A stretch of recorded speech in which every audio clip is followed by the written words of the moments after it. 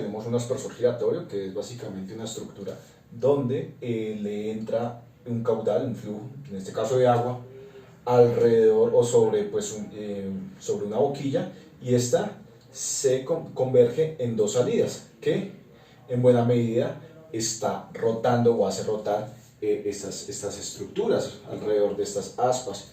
Generalmente esta estructura puede rotar, ¿listo? Esta estructura puede rotar debido a un motor mecánico, y eso va a causar, como vamos a ver más adelante, que la salida del flujo pues genere un cierto torque sobre la estructura o sobre el rotor que hace mover esto. ¿Listo? Entonces nosotros tenemos en un inicio un caudal de 1000 mililitros sobre segundo, de 1 litro por segundo, que entra por una boquilla y se divide en dos, de forma tal que cuando sale por las dos aspas, entonces estos salen con una velocidad W sub 3 y W sub 2 que van a ser exactamente la misma.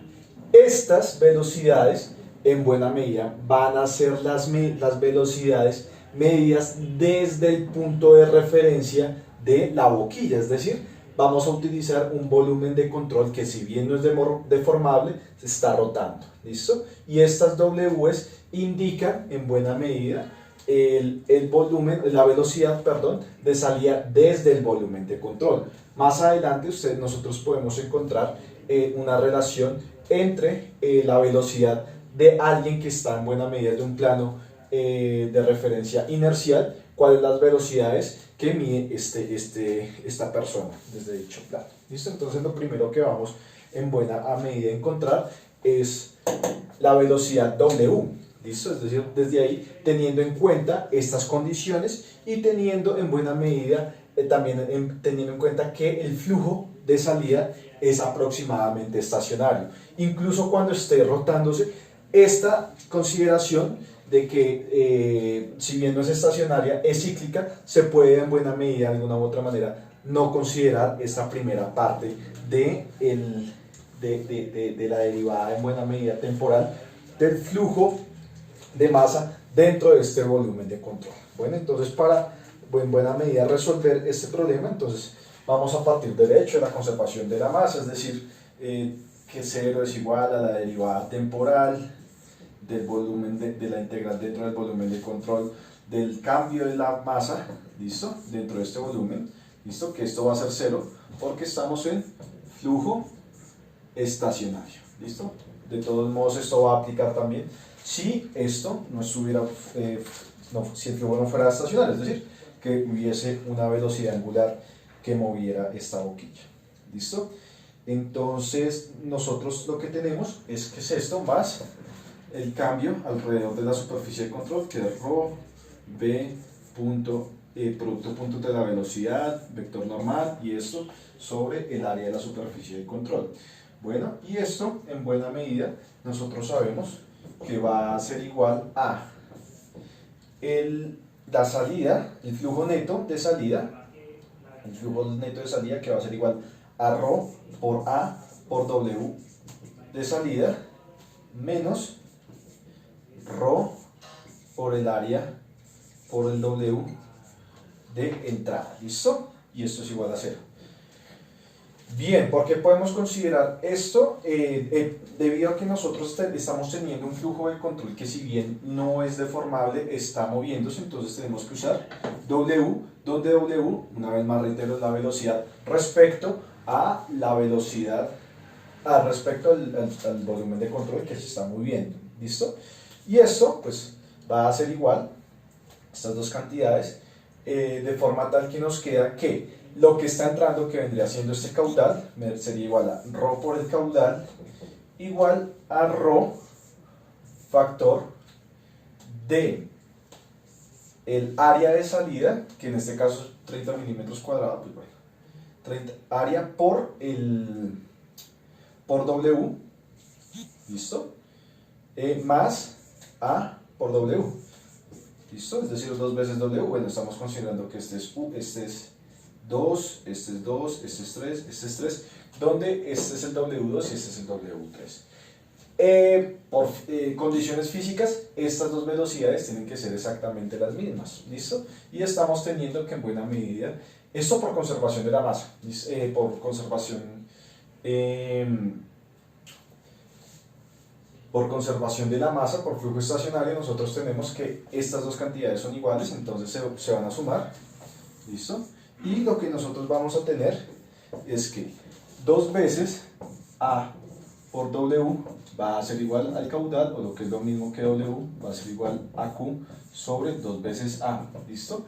Como Q es un litro, es decir, 10 a la menos 3 metros al cubo sobre segundo, sobre 2 veces A, que es 2 por 30 milímetros al cuadrado, o lo que es lo mismo a 10 a la menos 3 al cuadrado, ¿listo? Metros cuadrados sobre milímetros al cuadrado, ¿listo? Entonces, esto al final lo que va a tener es que W va a ser básicamente igual a 16.7 metros sobre segundo, la velocidad que nosotros estamos teniendo, ¿listo? Ahora bien, si ustedes se dan cuenta, pues nosotros podemos considerar que esto se está moviendo hacia el otro lado, ¿listo? Entonces esto va a tener una velocidad U, ¿listo? Que va opuesta al movimiento que nosotros estamos teniendo. Por lo que si alguien está midiendo, por ejemplo, en un plano inercial, ¿sí? Desde acá, midiendo este movimiento, lo que va a obtener es que la medición, la velocidad que va a ser, que va a obtener, la velocidad que va a medir desde ahí va a ser igual a W menos U. ¿Por qué esta? Porque W y U van en sentidos diferentes, ¿listo? Entonces U va en el sentido diferente al vector normal de salida de la superficie de control, por lo que esta condición hay que ponerle un negativo, ¿listo? Entonces esta condición, la velocidad va a ser igual a W menos omega R, ¿listo? Donde omega es la velocidad angular con la que se está moviendo y R, el brazo mecánico o el brazo de torque desde el centro hasta la salida de la boquilla, ¿listo? Entonces, si ustedes si tienen omega y tienen R, pueden encontrar la velocidad que ustedes obtienen o que están teniendo acá, que es un punto que vamos a utilizar o una condición que vamos a utilizar más adelante, ¿listo? Ahora lo que nosotros tenemos es que calcular el torque de frenado para distintas condiciones. El primero es que nosotros vamos a suponer es que el rotor está generando una fuerza, ¿listo? O está haciendo girar, y la idea es conseguir la velocidad, ¿sí? La velocidad de salida de forma tal que el torque de frenado producido por el chorro que está saliendo tanto en esta como en la otra boquilla, en buena medida genere que la velocidad angular sea cero, es decir, que se mantenga quieto el aspersor. Bueno, entonces la idea es que vamos a calcular el torque producido, que por definición está dado por el negativo R sub 2 B sub teta, acá se me fue esto, por el flujo de masa, ¿listo? Entonces, donde B sub teta es es el elemento de la velocidad de forma tal que colinde con el ángulo tangencial teta, que en este caso van a ser direccionales con la velocidad de salida, por definición. Entonces, bajo estas condiciones, recuerden que el vector o la dirección, el vector tangencial, va moviéndose de acuerdo a unas condiciones dadas. Entonces, por las definiciones que nosotros estamos cogiendo, la velocidad y el vector dirección de teta, el vector tangencial, se mueven en la misma dirección, están ubicadas en la misma dirección. Entonces lo que nosotros vamos acá a decir es que B de teta es igual a B, ¿listo?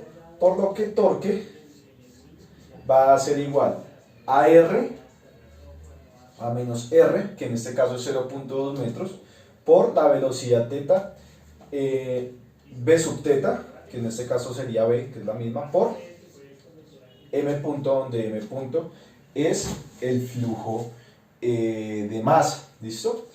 Por su parte, nosotros recordamos que M punto no es nada más que la densidad por el caudal, y reemplazamos de forma tal que podamos ahora sí encontrar todos los elementos para poder reemplazar. Entonces, se nos queda menos R, B, ρ por el caudal, donde R es 0.2 metros, la velocidad que nosotros estamos calculando viene dada por 16.7, que fue el valor que ahorita calculamos, ¿listo? Entonces velocidad es igual a 16.7 metros sobre segundo, ¿listo? Y la densidad, pues ya la sabemos, 1000 kilogramos por minuto, 1000 kilogramos por 1000 kilogramos sobre metro cúbico, y el caudal es 1 litro sobre segundo. Entonces nosotros ya tenemos que el torque va por menos 0,2 metros, la velocidad que es 16,7 metros sobre segundo, entonces 10 a la 3 kilogramos sobre metro cúbico, y el caudal que es un 10 a la menos 3, ¿listo? Metros cúbicos sobre segundo, sí, sobre segundo, ¿listo? Entonces esto se nos va con esto, metro cúbico se va con metro cúbico, ¿listo? El hecho es que el torque al final nos va a dar aproximadamente 3.34, menos 3.34 newton por metro, ¿listo? ¿Esto qué significa? Si en un inicio nosotros estamos suponiendo que el torque va en la misma dirección que la velocidad angular, este negativo lo que nos dice es que es al contrario, ¿listo? Por lo que el torque generado por el rotor más el torque generado por el flujo saliente del agua va a ser igual a 0, y por eso es que en este caso el rotor se mantiene constante, quieto. Ahora lo que vamos a suponer es que el rotor se está moviendo a 500 revoluciones por minuto, ¿listo? Omega igual a 500 revoluciones por minuto. Bien, el torque de frenado para este caso va a estar dado por el torque por menos el brazo R, la velocidad, que va a ser la velocidad absoluta, medida por alguien que está en un campo inercial, por R, la velocidad y el flujo de masa. Se me había olvidado, qué pena. Listo, en este caso B no va a ser 16.7, ¿vale? Va a estar dado por lo que definimos ahorita en un inicio, W menos U, donde U va a estar dado por R omega, ¿listo? Es decir, esto va a ser igual a W, donde W sí se mantiene como 16.7, menos la velocidad lineal en el brazo o en la salida, que va a estar dado por R omega, ¿listo? Entonces en este caso lo que nosotros tenemos es que el torque de frenado va a ser igual a menos R W menos R omega, ¿listo? Esto es W, para no confundirnos, W menos R omega, y el flujo de masa, ¿listo? Que es igual a ρ por Q, ya sabemos. ¿Listo? Esto es igual entonces a menos 0,2 metros, ¿listo? Esto vendría dado por W, que sería 16.7, ¿listo? Menos 0.2, y omega está dado por 500 revoluciones por minuto, es decir, es 500 por 2pi, ¿listo? Y esto sobre 60. Y esto ya todo nos queda metros sobre segundo. Y por ρ por Q, que sería 1, ¿listo? Ρ es 1000, Q es 10 a la menos 3, ¿listo? Pero si necesitamos las unidades que vendrían dadas por 1, esto es kilogramos sobre metro cúbico, ¿Listo? Y Q está dado por metro cúbico sobre segundo. ¿Listo? Es decir, nos queda kilogramos sobre segundo. Bien, entonces en este caso cuando nosotros hagamos toda la multiplicación nos va a dar que este valor será menos 1,24 newtons por metro. ¿Listo? Bien, ¿listo? Y pero por último, lo que vamos a calcular es la velocidad angular necesaria para que el torque de frenado sea igual a 0. Bien, entonces lo que nosotros vamos a obtener acá es que esta cantidad va a ser igual a menos R, W, menos W, menos R omega, por rho Q. ¿Listo? Esto se va al pasar al otro lado. Entonces nos queda que W es igual a R por omega. ¿Listo? Perdón, estamos ahí bien. W es R por omega, entonces omega vendría siendo W sobre R. Es decir, omega vendría siendo 16.7 metros sobre segundo sobre R, que es 0.2 metros, y esto aproximadamente nos da 797 revoluciones por minuto. ¿Listo? Es decir, aproximadamente 83 radianes por segundo. Entonces ustedes hacen la conversión muy sencilla. ¿Vale? Entonces, ¿qué es lo que nosotros tenemos acá en este caso? Es que esta velocidad angular va a ser la máxima, de forma tal que el torque, que el agua en buena medida no frene más el rotor que está haciendo girar. Muy seguramente, en buena medida, para velocidades angulares mayores que esas, lo que va a hacer es que el torque de salida del agua, ¿sí?, que sale por los aspersores, va a aumentar el torque del rotor y muy seguramente lo puede quemar, ¿no? Entonces, si ustedes quieren hacer una gráfica de omega, que es la velocidad sobre torque, ustedes van a encontrar una relación lineal donde acá ustedes van a encontrar la velocidad máxima angular, que vendría siendo 797, esto está en revoluciones por minuto, ¿listo? Y miren que el torque acá es 0, y acá el torque inicial sería menos 3, aproximadamente, menos 3 newton por metro, ¿listo?